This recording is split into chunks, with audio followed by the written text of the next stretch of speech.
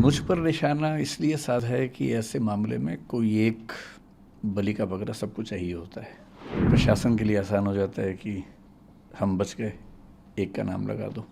समाज को भी एक सीधी सीधी बात समझ में आती है कि अच्छा अच्छा एक आदमी मिल गया, यही जिम्मेदार था, तो वो तसल्ली मिल जाती है कि चलो हमें दोषी मिल गया। जो बच्चे हैं, बच्चे जिस इमोशनल टर्बुलेंस से गुजर रहे हैं, उनकी नाराज़गी की वजह यह है कि मैं उनके साथ क्यों नहीं खड़ा हूँ। शायद उनको मुझसे ज़्यादा उम्मीद थी, इसलिए उनको ख़राब लगा, हर्ट हुए, तो नाराज़गी पूरी मुझ पे फूटी है।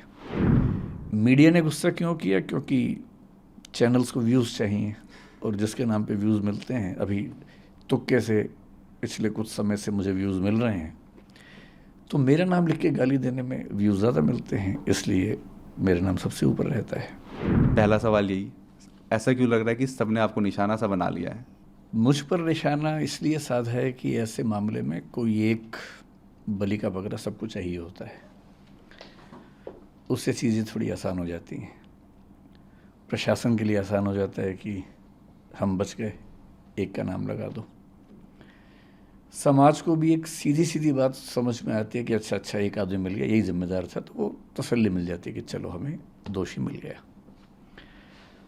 और जो कॉम्पिटिटर्स हैं, उनको ये लगता है कि अच्छा मौका है, इसी में स्कोर सेटल कर लिया जाए, हिसाब बराबर कर लिया जाए। जो बच्चे हैं, बच्चे जिस इमोशनल टर्बुलेंस से गुजर रहे हैं, उनकी नाराज़गी की वजह यह है कि मैं उनके साथ क्यों नहीं खड़ा हूँ। तो बच्चों की नाराज़गी जायज़ है, लेकिन जो सीलिंग का एक्शन है, मेरे ख्याल से 50 से ऊपर इंस्टीट्यूट्स पे हुआ, उसमें एक नाम हमारा भी है। पर शायद उनको मुझसे ज़्यादा उम्मीद थी, इसलिए उनको ख़राब लगा, हर्ट हुए, तो नाराज़गी पूरी मुझ पे फूटी है। और मैं इस बात से बहुत संतुष्ट हूँ, अच्छा महसूस कर रहा हूँ कि सारा रोष मुझ पर है। कम से कम मैं इस बात को लेकर निश्चिंत हूँ कि वो मानते हैं कि मुझे उनके साथ और सही पक्ष में खड़ा होना चाहिए था। तो इसके लिए मैं कृतज्ञ हूँ कि उन्होंने इतना गुस्सा मुझ पर किया।